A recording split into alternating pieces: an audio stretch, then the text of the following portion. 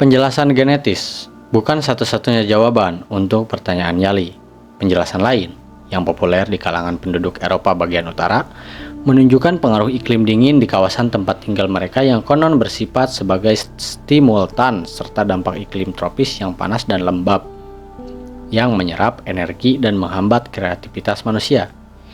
Iklim yang berubah-ubah dari musim ke musim di tempat yang jauh dari khatulistiwa barangkali memberikan tantangan yang lebih beragam dibandingkan iklim tropis yang konstan sepanjang tahun. Iklim dingin mungkin menuntut orang untuk menjadi lebih berdaya cipta dalam hal teknologi agar dapat bertahan hidup.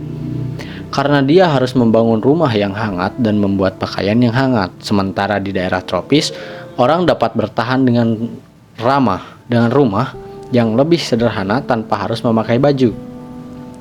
Argumen ini juga dapat dibalik dengan hasil yang sama. Akibat musim dingin yang panjang, orang yang hidup di tempat yang jauh dari khatulistiwa punya lebih banyak waktu untuk duduk di dalam rumah dan mencipta. Meskipun pernah populer, penjelasan jenis itu juga tidak lulus dari pengkajian yang teliti. Seperti yang akan kita lihat, suku-suku bangsa di Eropa bagian utara tidak memberikan sumbangsih penting bagi peradaban Eurasia sampai 1000 tahun terakhir. Mereka sekedar beruntung hidup di suatu lokasi geografis di mana mereka dapat menikmati kemajuan, seperti pertanian, roda, tulisan, dan metalurgi, yang dikembangkan di bagian-bagian Eurasia yang lebih hangat. Kawasan dingin yang jauh dari khatulistiwa di Amerika bahkan lebih terbelakang lagi. Satu-satunya suku bangsa asli Amerika yang mengembangkan tulisan muncul di Meksiko di sebelah selatan garis balik utara.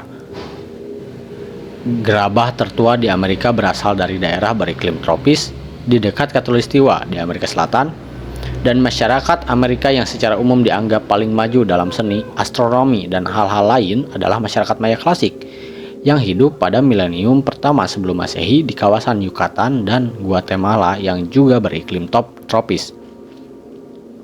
Jenis jawaban ketiga terhadap pertanyaan Yali menunjuk pentingnya lembah sungai di dataran rendah beriklim kering. Tempat pertanian yang sangat produktif tergantung pada sistem irigasi skala besar, yang sebaliknya memerlukan birokrasi yang terpusat. Penjelasan ini lahir dari fakta tak terbantahkan bahwa kerajaan dan sistem tulisan terdini muncul di sekitar lembah sungai Tigris dan Efrat di daerah Bulan Sabit Subur, dan di lembah sungai Nil dan di Mesir. Sistem pengelolaan air tampaknya juga terkait dengan struktur politik terpusat di beberapa bagian lain dunia, termasuk lembah sungai Indus di anak benua India, lembah sungai Kuning dan Yangtze di Cina, dataran rendah Maya di Mesoamerika, serta gurun pesisir di Peru. Namun, penelitian arkeologi yang teliti mengungkapkan bahwa sistem irigasi yang kompleks tidak mengiringi kemunculan birokrasi terpusat, melainkan menyusul dengan selang waktu yang cukup panjang. Artinya, sentralisasi politik muncul karena alasan lain dan kemudian memungkinkan pembangunan sistem irigasi yang kompleks. Tak satupun perkembangan penting yang mendahului sentralisasi politik di bagian dunia itu terkait dengan lembah sungai atau sistem irigasi yang kompleks. Sebagai contoh, produksi pangan dan kehidupan desa di daerah Bulan Sabit Subur bermula di perbukitan dan pegunungan, bukan di daerah sungai di dataran rendah. Lembah sungai Nil tetap menjadi daerah terbelakang selama 3000 tahun setelah produksi pangan berbasis desa mulai marak di perbukitan daerah Bulan Sabit Subur. Lembah-lembah sungai di bagian barat daya Amerika Serikat pada gilirannya menopang pertanian beririgasi dan masyarakat kompleks. Tapi baru setelah banyak perkembangan yang menjadi landasan untuk masyarakat seperti itu diimpor dari Meksiko.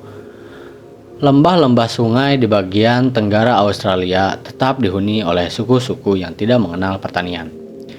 Penjelasan lain lagi mencantumkan faktor-faktor langsung yang memungkinkan orang Eropa membunuh atau menaklukkan suku bangsa lain, khususnya bedil buatan Eropa, penyakit menular, perkakas baja, dan produk hasil manufaktur. Penjelasan seperti ini sudah berada di jalur yang benar, karena dapat memperlihatkan bahwa faktor-faktor itu memang bertanggung jawab langsung atas penaklukan yang dilakukan oleh orang Eropa. Namun hipotesis itu pun belum lengkap karena baru menyajikan penjelasan hampiran yang mengidentifikasi penjelasan-penjelasan langsung. Penjelasan demikian mengundang pencarian penyebab-penyebab mendasar. Mengapa justru orang Eropa dan bukan orang Afrika atau penduduk asli Amerika yang akhirnya mendapatkan bedil, kuman yang paling berbahaya dan baja? Biarpun telah ada kemajuan dalam identifikasi faktor-faktor mendasar terkait penaklukan dunia baru oleh bangsa-bangsa Eropa, Afrika tetap merupakan teka-teki besar. Afrika adalah benua tempat leluhur manusia berevolusi untuk waktu paling lama, tempat yang juga mungkin melahirkan manusia yang secara anatomi tergolong modern, dan tempat penyakit-penyakit lokal seperti malaria dan demam kuning menewaskan para penjelajah Eropa. Jika start yang jauh lebih awal memang berpengaruh, mengapa bedil dan baja tidak lebih dulu muncul di Afrika, sehingga orang Afrika beserta kuman-kuman mereka dapat menaklukkan Eropa? Dan apa yang menyebabkan penduduk asli Australia tidak dapat melampaui tahap pemburu pengumpul dengan perkakas batu? Pertanyaan-pertanyaan yang timbul dari perbandingan masyarakat manusia di seluruh dunia dulu banyak menarik perhatian para ahli sejarah dan ahli geografi. Contoh modern upaya semacam itu yang paling dikenal adalah karya Arnold Toynbee, Study of History, yang terdiri atas 12 jilid. Toynbee secara khusus tertarik pada dinamika internal 23 peradaban maju, di mana 22 diantaranya melek huruf dan 19 tergolong era Asia. Dia kurang berminat pada zaman prasejarah serta masyarakat yang lebih sederhana dan buta huruf. Namun sesungguhnya akar-akar ketimpangan dunia modern terletak jauh pada zaman prasejarah. Karena itulah Toynbee tidak mengajukan pertanyaan nyali, dan dia pun tidak menangkap apa yang saya sebut sebagai pola paling besar dalam sejarah. Buku-buku lain mengenai sejarah dunia yang cenderung terfokus pada peradaban-peradaban maju dan melek huruf di area Asia selama 5.000 tahun terakhir.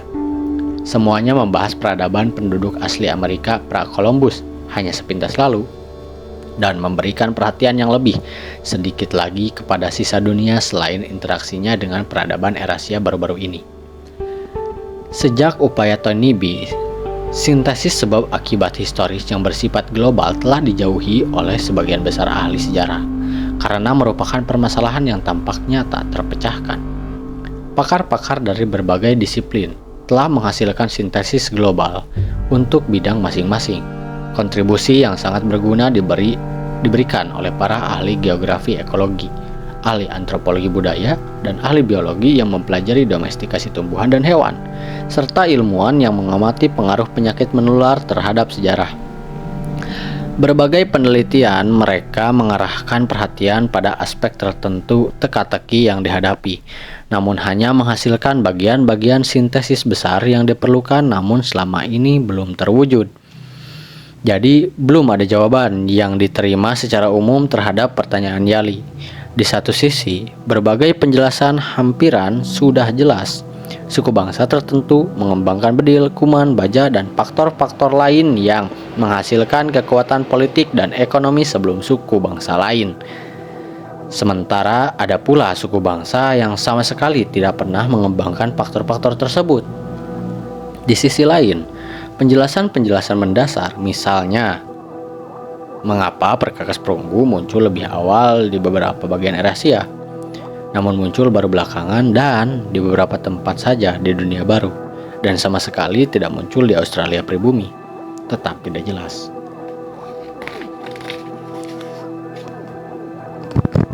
Tidak ada penjelasan mendasar seperti itu dewasa ini, meninggalkan kekosongan intelektual yang besar. Karena dengan demikian pola terbesar dalam sejarah tetap tak terjelaskan. Namun yang lebih serius lagi adalah kekosongan moral yang terjadi. Sangatlah jelas bagi semua orang, rasis atau bukan, bahwa suku bangsa yang berbeda mengalami perjalanan sejarah yang berbeda pula. Amerika Serikat masa kini adalah suatu masyarakat yang dibentuk oleh Eropa yang menduduki tanah yang direbut dari para penduduk asli Amerika dan mencakup keturunan jutaan orang Afrika Sub-Sahara berkulit hitam yang dibawa ke Amerika sebagai budak. Eropa masa kini bukan suatu masyarakat yang dibentuk oleh orang Afrika Sub-Sahara berkulit hitam yang membawa jutaan penduduk asli Amerika sebagai budak. Hasil-hasil tersebut sepenuhnya berat sebelah. Kenyataannya bukan bahwa 51% Amerika, Australia, dan Afrika ditaklukkan oleh orang Eropa, sedangkan 49% Eropa ditaklukkan oleh penduduk asli Amerika, Australia, dan Afrika. Dunia modern telah dibentuk oleh hasil-hasil yang berat sebelah.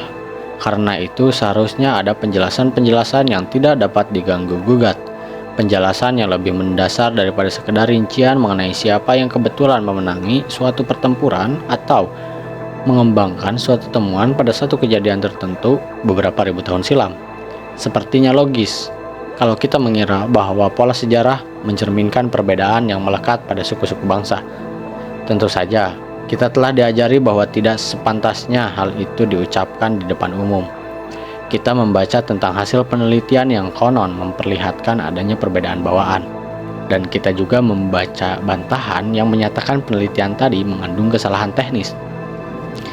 Kita melihat dalam kehidupan sehari-hari bahwa beberapa suku bangsa yang ditaklukkan tetap membentuk suatu kelas bawah.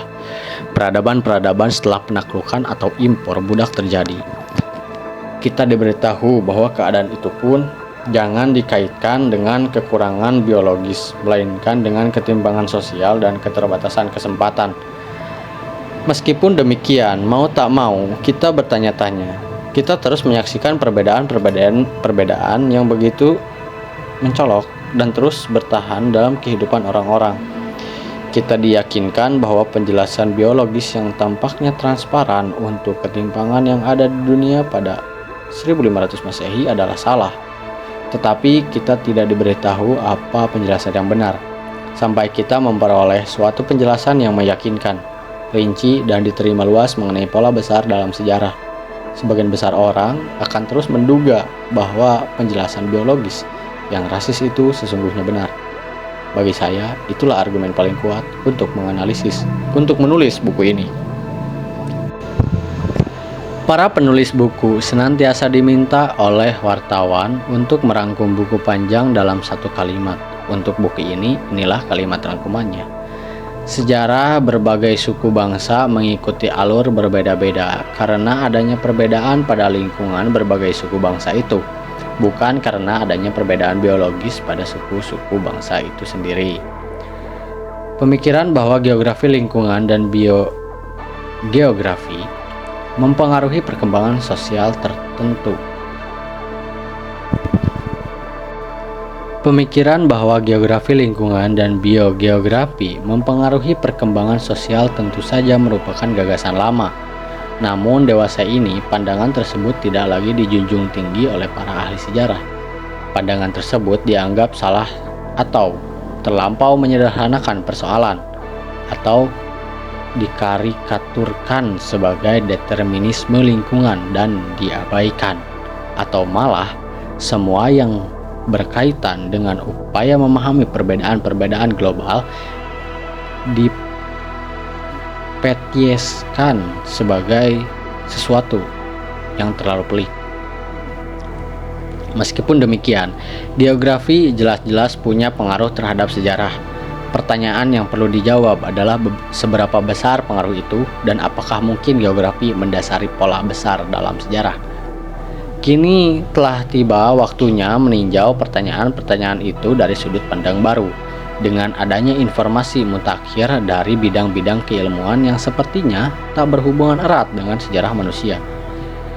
Bidang-bidang keilmuan itu meliputi terutama genetika, biologi molekuler, dan biogeografi sebagaimana terkait dengan tanaman budidaya dan tumbuhan liar yang menjadi cikal bakal berbagai tanaman itu. Juga ekologi perilaku sebagaimana terkait dengan ternak dan satwa liar yang menjadi cikal bakal ternak. Biologi molekuler seputar kuman manusia dan kuman hewan yang berkerabat. epidemiologi penyakit manusia, genetika manusia, linguistik, penelitian arkeologi di semua benua dan pulau besar, serta penelitian seputar sejarah teknologi, tulisan, dan organisasi politik. Keragaman bidang keilmuan ini menimbulkan persoalan bagi calon penulis buku yang bermaksud menjawab pertanyaan nyali. Penulis tersebut harus memiliki rentang keahlian yang mencakup semua bidang di atas, sehingga kemajuan yang relevan dapat disintesiskan. Sejarah dan prasejarah masing-masing benua harus disintesiskan dengan cara serupa. Subjek buku itu adalah sejarah, tetapi pendekatannya adalah pendekatan ilmiah, khususnya pendekatan ilmu-ilmu kesejarahan seperti biologi evolusioner dan geologi. Sang penulis harus memahami berbagai masyarakat manusia berdasarkan pengalaman langsung, mulai dari masyarakat pemburu pengumpul sampai peradaban modern zaman antariksa. Sepintas lalu, berbagai tuntutan di atas seakan-akan mensyaratkan suatu karya dengan banyak penulis. Namun pendekatan seperti itu sejak awal telah dapat dipastikan akan gagal, karena inti permasalahan yang dihadapi adalah pengembangan sintesis yang menyatu. Pertimbangan tersebut mengharuskan buku ini ditangani oleh penulis tunggal. Meskipun hal ini memang akan menimbulkan serangkaian kesulitan. Tak pelak penulis tersebut harus memeras keringat untuk meleburkan bahan-bahan dari banyak bidang ilmu dan perlu meminta bimbingan banyak kolega. Latar belakang saya telah mendekatkan saya dengan beberapa bidang ilmu di atas. Bahkan sebelum Yali mengajukan pertanyaan-pertanyaan kepada saya pada 1972. Ibu saya guru dan ahli linguistik. Ayah saya dokter dengan spesialisasi genetika penyakit anak-anak. Karena contoh ayah saya itu, saya melalui sekolah dengan bayangan akan menjadi dokter. Saya juga telah menjadi pengamat burung yang fanatik ketika berusia 7 tahun.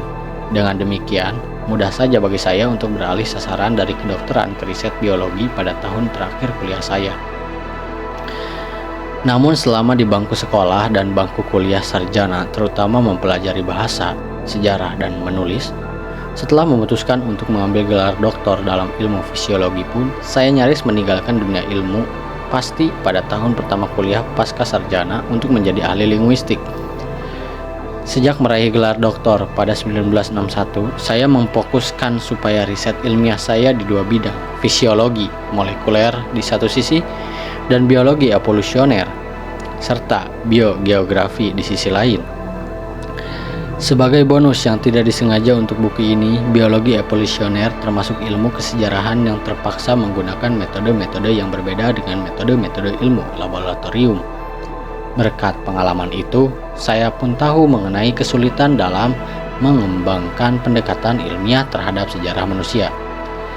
Ketika saya tinggal di Eropa tahun 1958 sampai 1952, di antara teman-teman Eropa yang mengalami trauma berat akibat sejarah Eropa abad ke-20, saya mulai berpikir lebih serius tentang bagaimana rantai sebab akibat berperan dan perkembangan sejarah. Dalam 33 tahun terakhir, kerja lapangan saya sebagai ahli biologi evolusi telah membuat saya mengenal dekat beragam masyarakat manusia.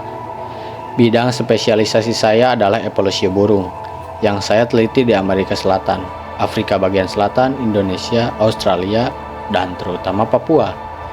Dengan tinggal bersama penduduk setempat di daerah-daerah itu, saya menjadi familiar dengan banyak masyarakat manusia yang tergolong primitif dalam penguasaan teknologi, mulai dari masyarakat pemburu pengumpul sampai masyarakat petani dan nelayan yang sampai baru-baru ini masih tergantung kepada perkakas batu. Jadi, apa yang oleh sebagian besar orang melek huruf dianggap gaya hidup zaman prasejarah, bagi saya merupakan bagian yang sangat nyata dalam kehidupan saya. Papua hanya sebagian kecil dari seluruh daratan bumi, tetapi menyimpan keragaman manusia yang tidak sebanding dengan luasnya. Dari 6.000 bahasa yang ada di dunia modern, 1.000 hanya ada di Papua. Selagi meneliti burung-burung Papua, minat saya terhadap bahasa pun bangkit ketika saya perlu menyusun daftar nama setempat berbagai spesies burung dalam hampir 100 bahasa Papua. Dari semua minat itu lahirlah buku terakhir saya, risalah non-teknis mengenai evolusi manusia berjudul The Third Chimpanzee. Pada bab 13 buku itu, Accidental Conquerors, berupaya memahami akibat pertemuan antara orang Eropa dan penduduk asli Amerika. Setelah merampungkan buku tersebut, saya menyadari bahwa pertemuan lain, baik pada zaman modern maupun zaman prasejarah, menimbulkan pertanyaan serupa. Saya melihat bahwa pertanyaan yang saya hadapi pada bab 14 itu pada dasarnya merupakan pertanyaan yang diajukan Yali kepada saya tahun 1972.